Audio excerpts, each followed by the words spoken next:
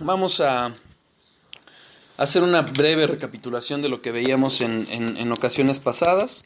Ya veíamos, hermanos, que estamos viendo en este estudio lo que es la Biblia, la Biblia, la palabra de Dios. Esta es la tercera parte. Les comentaba que esta clase está basada primordialmente en una clase de John MacArthur. Vimos cómo la palabra es inspirada por Dios en 2 de Timoteo 3, 16 a 17.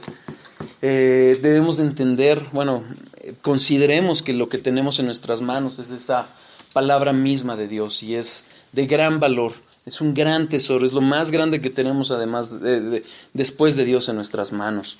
Es su revelación, por eso la importancia de estudiar libro tras libro, detalle tras detalle, palabra con palabra, porque es Dios hablando y necesitamos conocerlo. Esta revelación, viene la palabra revelar o revelación, viene del griego apocalipto, que es quitar la cubierta. Dios se ha revelado, se ha mostrado a nosotros, nos ha hecho comprensible lo que no era comprensible.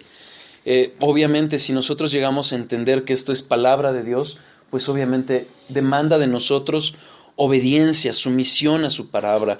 Nos debe de reverenciar hacia Dios, a conocerlo a través de ella. ¿Por qué? Porque finalmente en su soberanía Dios dijo, esta es mi palabra, conózcanme a través de ella. Ciertamente Él se pudo manifestar de otras formas, pero Él lo terminó así, que sea a través de su palabra.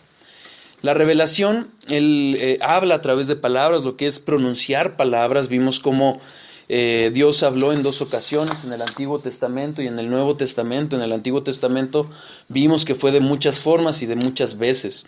Y en el Nuevo Testamento fue su Hijo manifestándose, abriéndose, mostrándonos lo que es el Padre, quién es el Padre. Entonces, al conocer al Hijo estamos conociendo al Padre. Finalmente eso fue un plan desde la eternidad pasada, en la que determinó que su Hijo vendría aquí para salvar a la creación caída, al pueblo, a su pueblo, no a todos sino a su pueblo, a los que habríamos de ser sus hijos. La Biblia vimos que no se trata acerca del hombre, no se trata acerca de un manual de vida, sino que es acerca de Dios y cómo Dios creó, hizo toda la creación y cómo Dios redime a su pueblo. Y es Él el centro del mensaje. La inspiración de la palabra vimos que es cómo Dios hace ese proceso en virtud del cual revela esa palabra a través de seres humanos, concretos, específicos, en un tiempo histórico y determinado que por alguna razón así se manifestó. Una forma de entenderlo, o más bien una razón para haberlo hecho así, es que no son estatutos abstractos, es decir, no es nada más hace el bien o hace el mal, sino que, y evita el mal, sino que se revela a personas concretas, en situaciones concretas, con carácter, con personalidades concretas, de tal forma que nosotros podamos, conociendo eso, la forma en que se reveló, a quién se reveló y cómo se reveló, entenderlo y entonces poderlo aplicar a nuestros días. Vimos que ninguna de las revelaciones de inspiración privada, es decir, no proviene del hombre, sino proviene de Dios. Es Dios el que se manifiesta. Y así como Dios se manifiesta en una forma ordenada y soberana, como lo hizo, no por voluntad del hombre, sino por voluntad de Dios, de la misma forma, la forma en que vayamos a interpretar la palabra no debe de ser de forma privada, a nuestro antojo, como nosotros querramos, sino que debe de ser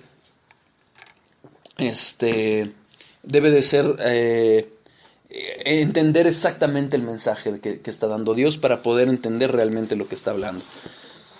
Entonces, ¿qué es la palabra? El contenido de la Biblia es la revelación. La inspiración es el proceso en virtud del cual Dios nos hizo conocedor o reveló su ser hacia su pueblo. ¿De acuerdo? Hablamos, no sé si recuerdan, de la revelación general y la revelación específica.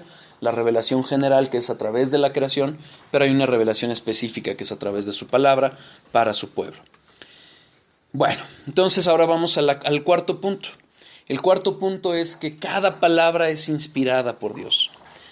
Veíamos una de las falsas concepciones que se tienen es que hay una cierta corriente que le trata de quitar importancia a la Biblia.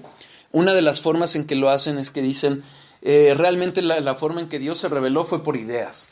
Fue una inspiración totalmente abstracta, como si un pintor se le presentara un paisaje y el pintor agarrara el paisaje y lo representara como quiere.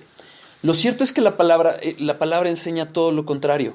Si nosotros pensáramos que efectivamente la revelación es a través de ideas o de imágenes generales, tendríamos una variedad de interpretación muy amplia. El amor, como está revelado en la Biblia, sería muy tergiversable. La gracia, gracias. La gracia, como está revelada, igualmente sería muy tergiversable. Hoy vemos en el mundo como el pretexto de la comunidad LGTB es el amor. Es que Dios es amor, es que debemos amarnos. Sí, eso es cierto, pero debemos amarnos, y esto es amor como está revelado en la Biblia. Porque si no, cualquiera podría darle el contexto que quisiera. Hay gente que, por ejemplo, piensa que pegarle a otra persona es una expresión de amor. Perdona, hermano. Sí. Tengo un primo. Ajá. Que es bueno, que es homosexual. Uh-huh. La otra vez publiqué en el Facebook algo que hablaba sobre el homosexualismo. Entonces me manda como respondiéndome a lo que yo publiqué. Sí. Me manda este chavo que no dice si el rey David dice anduvo con Jonatán, dice tuvieron una relación. Entonces ellos tratan de justificar con esa relación. Lo que pasa es que este chavo es testigo de Jehová. Híjole. Entonces me dijo, no, es que digo, no, el amor que tuvieron ellos es un amor así fraternal de hermanos, como amigos. O sea, un amor, no es un amor de la carne, sino es un amor de una amistad, ¿no? Exactamente. Y si lo vemos, era un respeto que tenía el mismo David. Ese son el tipo de cosas. Si nosotros empezamos a sacar de contextos los textos, se puede tergiversar de muchas formas. Los Testigos de Jehová es una secta que procura hacer justamente eso.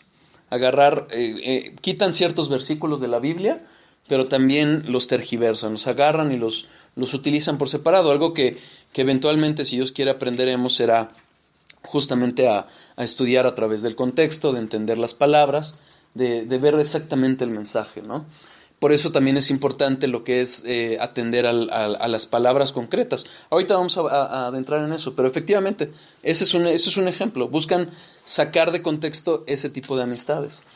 Hay gente que habla de que es que es justo, entonces, no sé, sacarte un ojo porque Jesús lo dijo. No, está hablando de una forma figurativa, por ejemplo. Y todo eso a través del contexto y de lo que vamos a ir estudiando, vamos a ir entendiendo en concreto cuál es el mensaje de Dios para nosotros. ¿De acuerdo? También dicen, ¿no? Los que tienen preferencias homosexuales, que Dios dijo que amaras a tu prójimo. No dijo si era mujer, si era hombre, dijo que amaras a tu prójimo. Sí, es que es eso, ¿no? Eso es cierto, pero también la palabra... No, lo que pasa es que también la palabra dice, si me amáis, guardad mis mandamientos, ¿no? Entonces, insisto, hay que entender qué amor es. Porque si no, cualquiera podría decir, esto es amor, insisto, el ejemplo, ¿no? De pegarle a una persona. Hay gente que en su tergiversadamente piensa que pegarle a una persona es una expresión de amor. Y los lleva y mandan a mujeres o incluso a hombres al hospital. Y bajo ningún contexto podríamos entender que eso es amor. Tenemos que entender lo que la Biblia realmente está diciendo. Y que las relaciones homosexuales sean amor, ¿no? Exactamente, eso es una mera expresión carnal del pecado que hay en nosotros. O sea, no hay diferencia entre un homosexual que tiene relaciones sexuales homosexuales con una persona heterosexual que tiene una relación fuera del matrimonio. Es el mismo pecado, o sea, bueno, es el mismo pecado, es una relación carnal causada por el pecado, ¿de acuerdo? No es que tuvieron una infancia difícil, habrán muchas circunstancias, pero científicamente ni siquiera está probado eso, ¿de acuerdo? Es pecado, y a lo que es pecado hay que llamarle pecado. Entonces, bajo este concepto de ideas o de conceptos, es que se busca tergiversar la palabra. ¿Por qué? Porque entonces... ya no entiendes o ya no vas a buscar lo que es amor conforme a la Biblia, ya no vas a buscar gracia conforme a la Biblia, sino lo que lo vas a entender conforme a tú quieres. ¿Y qué termina pasando? Que tus ideas son las que terminan moldeando a Dios. Y entonces terminas creando un ídolo de Dios y ya no estás adorando al Dios de la Biblia. Por eso no podemos hablar de que tengamos el mismo Dios con los musulmanes o el mismo Dios con los católicos, porque es un Dios diferente el que ellos expresan. El Dios en el que nosotros creemos es el que inspiró la Biblia. Y es a la Biblia a la que tenemos que ir. Si no, insisto, corremos el riesgo de empezar a querer comprender una sabiduría y un ser infinito con un ser finito y con una sabiduría finita. Entonces, insisto, metemos a Dios en una caja como nosotros lo queremos entender y no como Dios se reveló. Esa es la parte donde entra la fe. O sea, la Biblia es entendible y a muchos niveles. O sea, la Biblia Dios la hizo de tal forma que una persona sabiendo leer y escribir va a poder entender el mensaje de la Biblia. Si Dios nos ha enseñado más, pues es por su gracia y podremos conocerle más. Pero finalmente tenemos que ir a la Biblia, no a lo que nosotros queremos ver de Dios.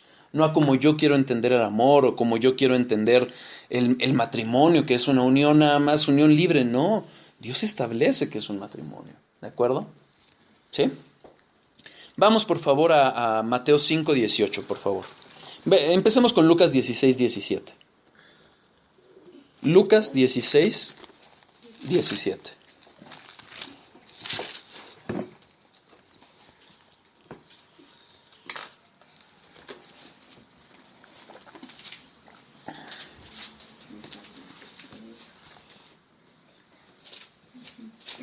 ¿Sí?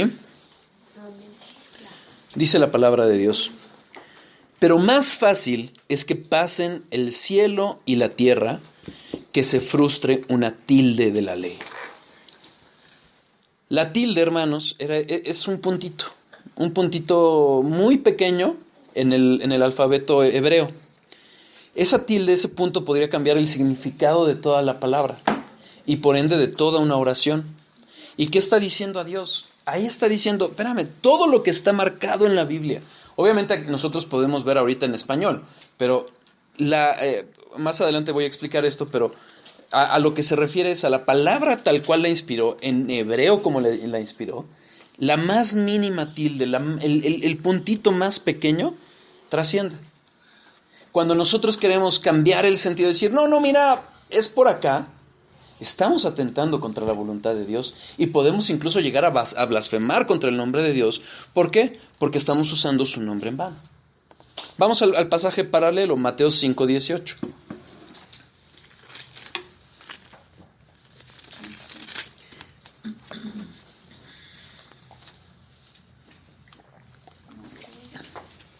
Mateo 5:18.